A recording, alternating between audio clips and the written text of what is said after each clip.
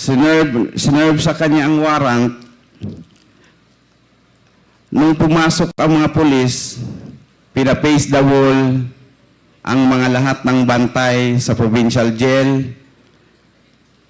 Pinuntahan ang CCTV hard drive, kinuha. Pinatay ang kamera, kinuha ang susi ng kanyang selda, at pumasok na ang mga pulis sa kanyang selda. Narinig ng mga kasamahan niya doon sa loob ng kulungan na nagmamakaawa ang aking ama na, "Sir, huwag niyo po akong patayin." Pero biniliwala lang ang sinabi ng papa ko, pinutukan pa rin siya.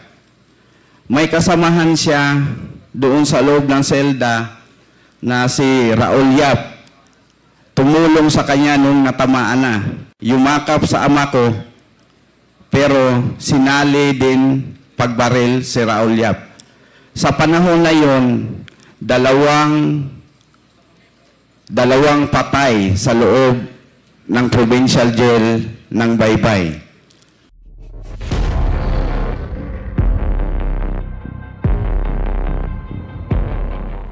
At the 8th House Quadcom hearing, self-confessed drug lord Kerwin Espinosa told House lawmakers that De La Rosa forced him to implicate former Senator Leila de Lima and businessman Peter Lim in the illegal drug trade.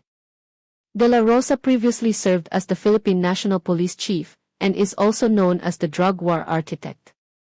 Espinosa said that the former police chief threatened both his life and his family's if he refused to comply with the order to admit his involvement in the illegal drug trade alongside De Lima and Lim. This is what Espinosa remembers De La Rosa had told him in 2016, "Sumunod ka sa plano, kung sino ang babanggitin mo para maligtas ang buhay mo. Kung ayaw mong sumunod, ikaw na ang susunod sa tatay mo or isa sa miyembro ng pamilya mo ay may mangyaring masama. Follow the plan and name whoever you're told to, if you want to save your life. If you refuse, you will end up like your father, or something bad will happen to one of your family members." Espinosa's father, Rolando Espinosa, was elected to be Albuera's latest mayor in the 2016 national elections. What was supposed to be Rolando's first term was cut short when he was killed in November 2016 after being named in former President Rodrigo Duterte's narco list. Espinosa was also included in the list, which the Philippine Drug Enforcement Agency PDEA said was tagged as a drug trafficker. Espinosa said in his sworn statement that he was in Malaysia on vacation in June 2016 when he learned about Duterte's narco list. According to the affidavit, his father immediately sought legal assistance and met with De La Rosa at Camp Crame to defend his name, questioning the accusations made against him. Rolando briefly stayed at De La Rosa's house at Camp Crame in fear of his life, and later returned to Albuera Leyte where he lived temporarily at the city police station. While Rolando was there, Espinosa said their house was raided by police authorities in August 2016, where they found drugs, firearms and explosives. Espinosa denied this, saying that all this material evidence was merely planted by the police to solidify the claim that his father was involved in illegal drug trade. "Planted lang ng mga pulis ang droga na sinabi nilang natagpuan sa bahay ng aking papa para makasuhan ako at ang aking papa," he said. "The police just planted the drugs that they claim to have found in my father's house to file charges against me and my father." He also explained that women supporters of his father had just cleaned the house before the raid. They attested that there were no drugs, firearms or explosives in the house. Pero hindi maaari yun dahil bago nangyari ang raid, naglinis ang women's group na supporters ng aking papa sa bahay at sila mismo ang nagsasabing walang droga, pampasabog at baril doon sa bahay, Espinosa said. But that's not possible because before the raid occurred, the women's group, who are supporters of my father, cleaned the house and they themselves said there were no drugs, explosives, or firearms there. After the raid, Rolando was imprisoned at the provincial jail of Baybay Leyte. Meanwhile, Espinosa had received his first charge and a warrant of arrest. Rolando, according to his son, warned him not to return to the Philippines because he will be killed by the police. The late mayor was raided in his cell and killed on November 5, 2016. Espinosa recounted that his sources revealed how his father begged for his life as operatives shot him, contrary to claims that he fought back. "Wag po sir, wag niyo po akong patayin," was what Rolando said moments before his death according to Espinosa. The police officials, Espinosa said, had the jail guards face the wall and disarm themselves. They also ensured that the CCTV would not record the killing, he added. When Espinosa was taken by Philippine authorities, he said that De La Rosa was among those who fetched him from the airport. In a white Land Cruiser, Espinosa said that was when De La Rosa gave him the order to link De Lima and Lim to the illegal drug trade. As they arrived at Camp Crame in late November 2016, Espinosa was pressured to speak at a press conference where he became a self-confessed drug lord. He was also compelled to mention more names in his affidavit, especially after De La Rosa told him it was approved by higher-ups, which Espinosa believes to be Duterte. Umuwi na siya doon sa police station ng Albuera, month of August ba yun? So, lumabas yung warrant of arrest niya, yun ang dahilan kung bakit na-transfer siya sa Baybay. Habang nandun siya sa Baybay, nag-file ang kanyang mga abogado na magpa-custody siya sa police station ng Albuera. Habang hinahantay niya ang motion niya sa court, may lumabas na naman na SW sa kanya. Lumabas ang SW na search warrant doon sa provincial jail ng Baybay. Sinerve sa kanya ang warrant. Nung pumasok ang mga pulis, pinapace the wall ang mga lahat ng bantay sa provincial jail. Pinuntahan ang CCTV hard drive, kinuha. Pinatay ang kamera. Kinuha ang susi ng kanyang selda. At pumasok na ang mga pulis sa kanyang selda. Narinig ng mga kasamahan niya doon sa loob ng kulungan na nagmamakaawa ang aking ama na, "Sir, huwag niyo po akong patayin." Pero hindi binaliwala lang ang sinabi ng papa ko, pinutukan pa rin siya. May kasamahan siya doon sa loob ng selda na si Raul Yap. Tumulong sa kanya nung natamaan na. Yumakap sa ama ko, pero sinali din pagbaril si Raul Yap. Sa panahon na yon, dalawang patay sa loob ng provincial jail ng Baybay. So, tinawagan ako ng kapatid ko na nagbalita na patay na daw ang papa ko. So, nandoon ako sa ibang bansa, nahuli ako October 17, basta month of October, nahuli ako ng CID police ng Abu Dhabi. At nagtanong ako, ba't niyo ako hinuli? Ang sagot sa akin, may problema daw ako sa aking bansa. So, dinala nila ako. At tinon-over ako sa Interpol ng Abu Dhabi. So doon, nagtanong naman ako ulit, ba't niyo ako hinuli? Ang sinabi naman, may problema ka sa Pilipinas. So, wala akong komunikasyon doon. At kinabukasan, nilipat ako sa Al-Watbah, Abu Dhabi Jail. So, nung nalipat ako, nagkaroon ako ng tsansa na makagamit ng telepono.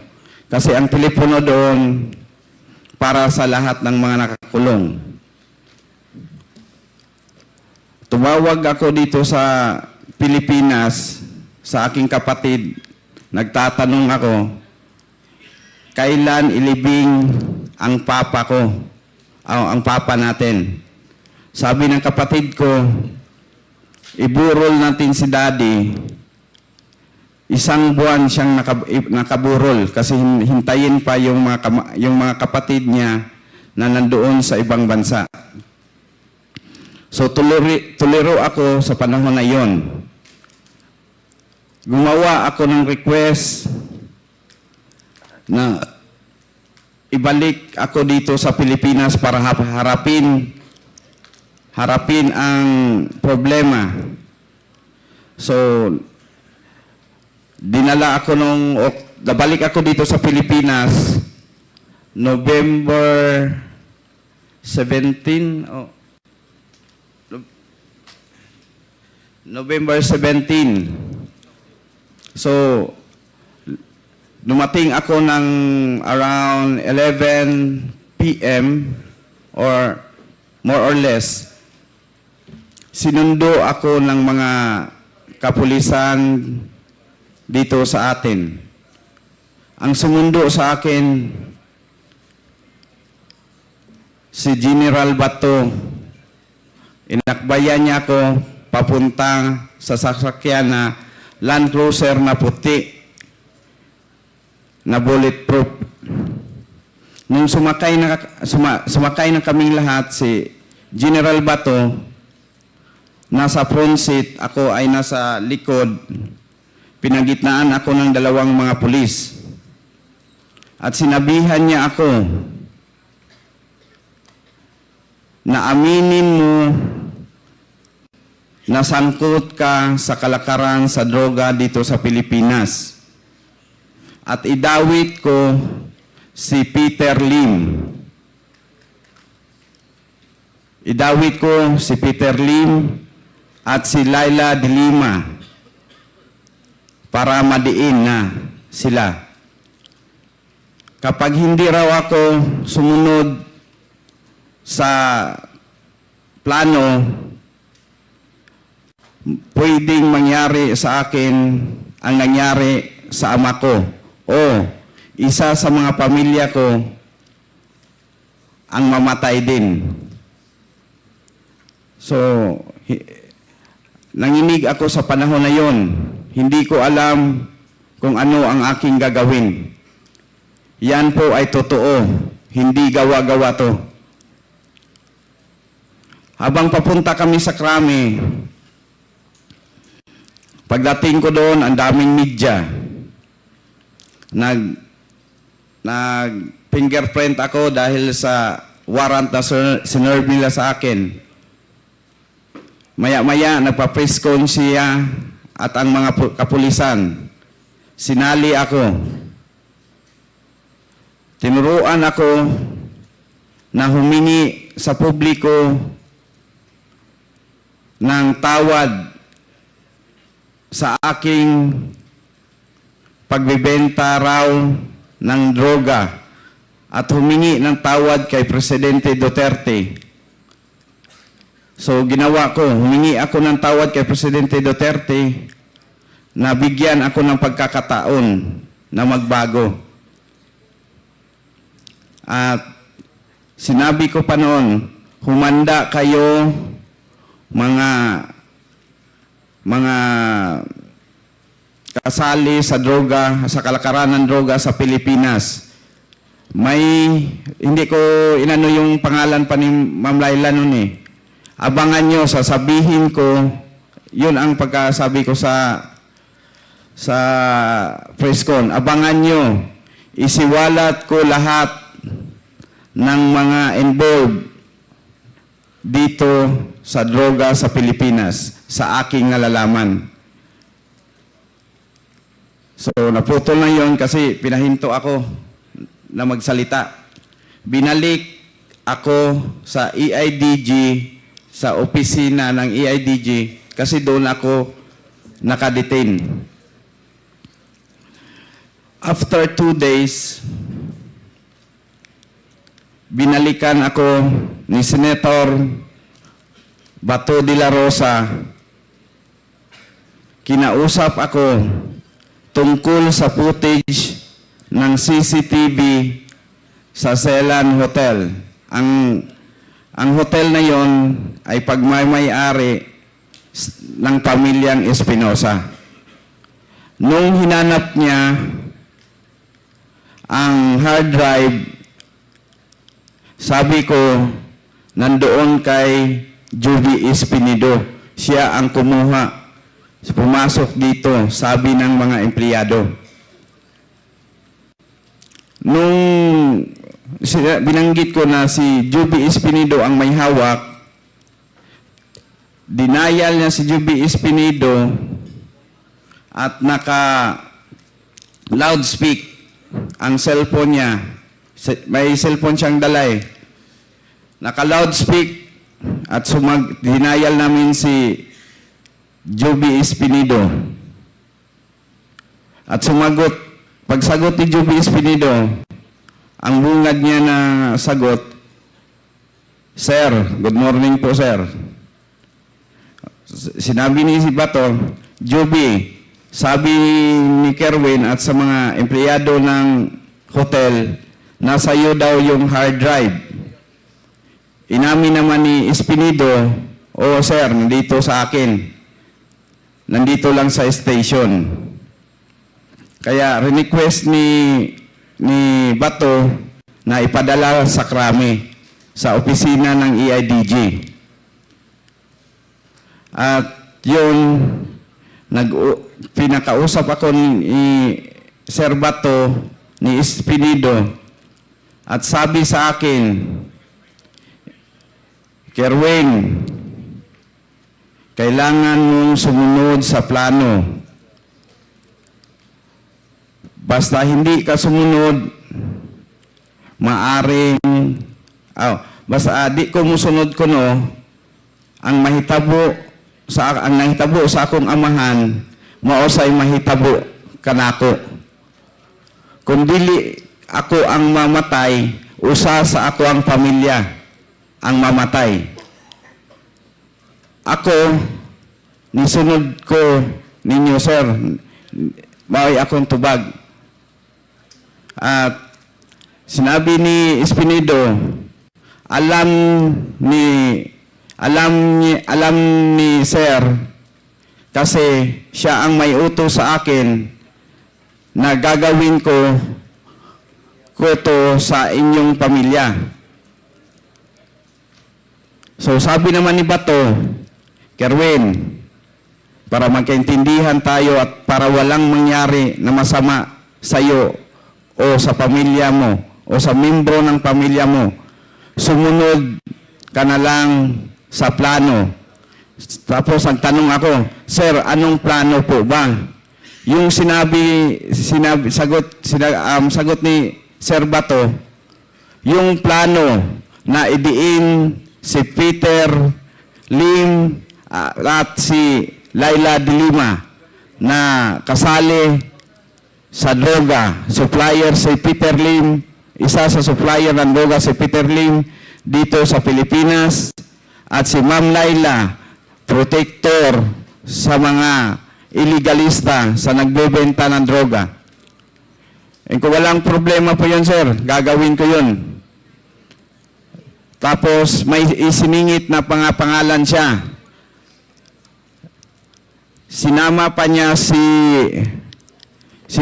ni Bato si Lovely Impal, Peter Ko, Peter Lim, Ching Biloso, General Luot at nitingog si Joby na isali daw si Congressman Richard. Ingko ni Joby, mahirap yung pinagawa mo, Sir Job. Alam naman natin na malinis si Congressman Richard. Si Richard Gomez. Basta isali mo lang. Pero nag-ano si Bato, basta ang siguraduhin mo lang. Di ba na ano yung pangalan mo kung yung sa dinawit sa testimony sa affidavit doon sa Senado? Sinabi ko na hindi kasali. Huwag niyang gawa ng problema.